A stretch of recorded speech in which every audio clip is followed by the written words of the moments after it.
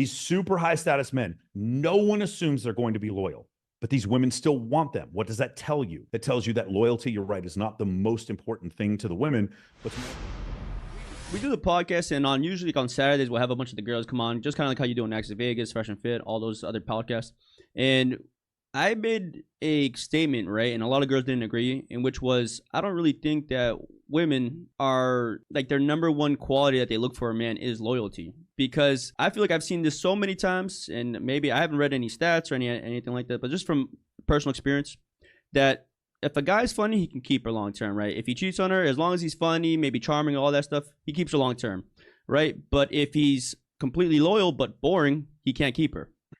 Would you agree with that? What do you think women actually rank loyalty, or do women actually truly care about loyalty depending on the man? If you're a high status man and you've been with a lot of women or just been exposed to a lot of women, what I mean is you've gotten to the point where like pretty boobs and a pretty face and a nice ass don't just make you like drop everything. You're used to seeing it. You've been immersed a little bit.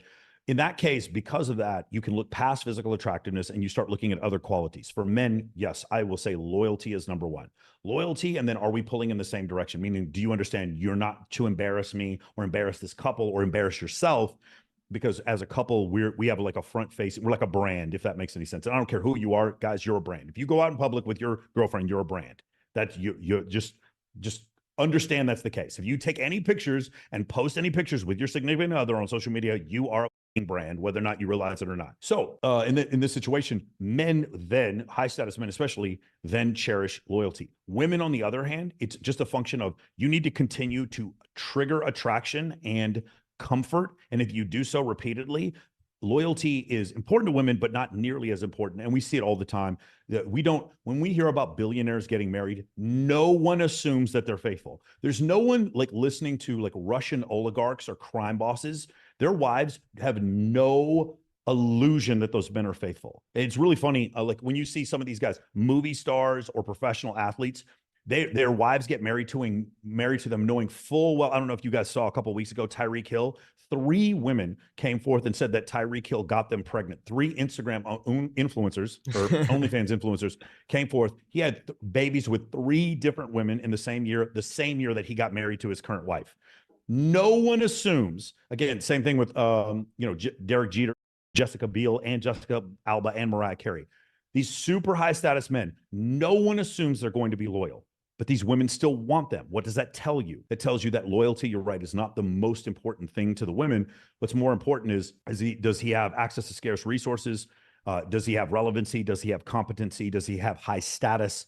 And does he have high sexual selection? Regardless, like I had a girl tell me one time, and I always remember this, is like, I'm used to men just fawning all over me. And it's very clear to me that like you aren't as attracted to me as other guys, which is the reason why I'm attracted to you. And even though she was enlightened enough to actually say that out loud, she's still attracted to me. It doesn't, like, for women, they can be completely cognitively aware of why they're attracted and not be able to do anything about it. And by the way, men can too. Like, again, like really hot girls. So go ahead. Right, they talk about red pill or knowing game or whatever the case is, and they say that, at least I've heard this quote somewhere. It's pretty much that if you actually explain the game to the woman, it kind of tears away the magic. Maybe I saw it off of what maybe on one of your interviews, but I saw this before where I explained the game to a girl before, and in your situation, you were at such a level where it didn't matter. But I remember I explained it to a woman before, and she instantly was like, "Oh, well, I don't want to play this game anymore because I wanted this all to be like magical."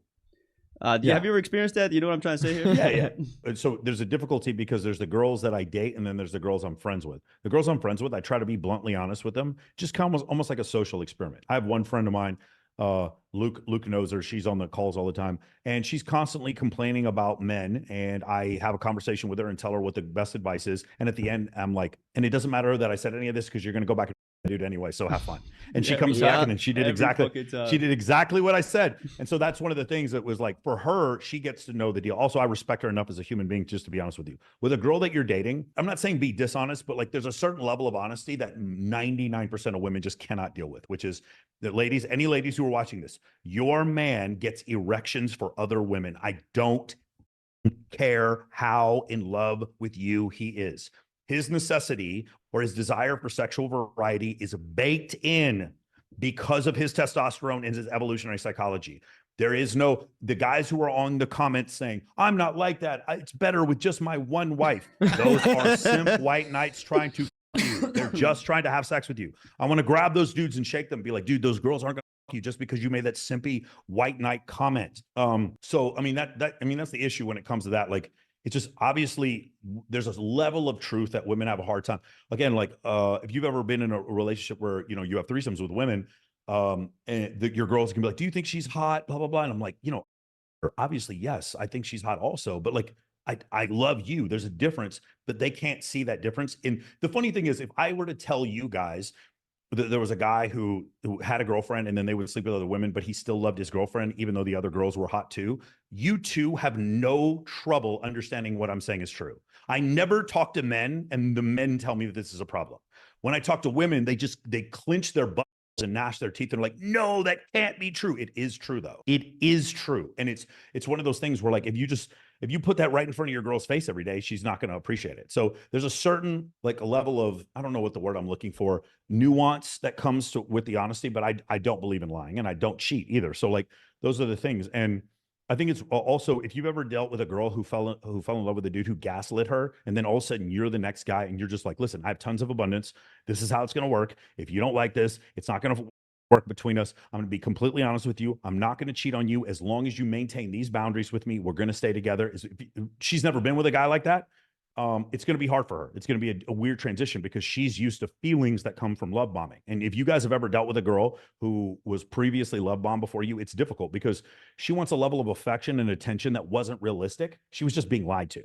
And so that's really, really difficult to do. So, I mean, there's a bunch of things that you have to deal with. But as far as like explaining to them logically, I've tried it and I've never seen it work. You're correct. I've never seen it work, but it makes for really good content on a podcast, which is why I keep doing it. Yeah, you're right. You know what? It's funny because you're kind of talking about that. We've said this on the podcast, and I'm out of an inner city in Massachusetts called Lowell. And we kind of call what you're saying with the love bombing and guys having pretty much trying to set crazy expectations to women, and then they go ahead into another relationship, expect those same things. We kind of call that the drug dealer effect. So I always tell women's, like you're used to a certain thing. We could say alpha widows, another thing that Rollo talks about too, but yeah.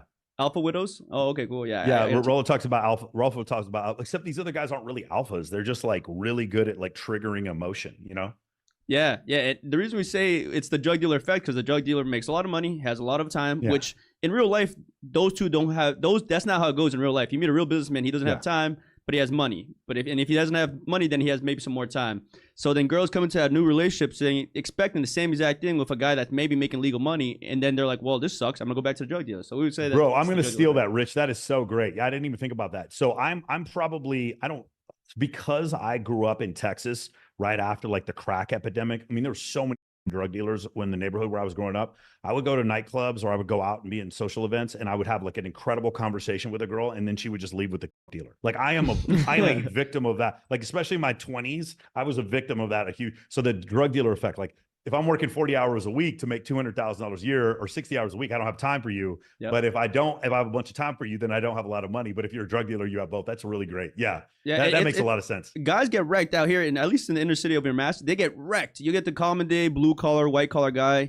They get wrecked by the drug dealers because the drug dealers have all day. Like these girls are like, oh, I'm busy. I'm free at a random time because they work some weird part-time job. So they're free on like a 11 a.m. on a Tuesday. And the drug dealer's always ready, always prepared to be in his car, ready to pick her up and do whatever. So that's one thing we talked about. He just left some dope behind and then just went and go pick up the girl. Yeah, exactly. That's exactly right. You know what? One way you could work around that is some sort of online business. So I make my own hours, kind of similar to that. But yeah, that's really, really important. That's really interesting. I'm going to steal that, the drug dealer effect. I like that.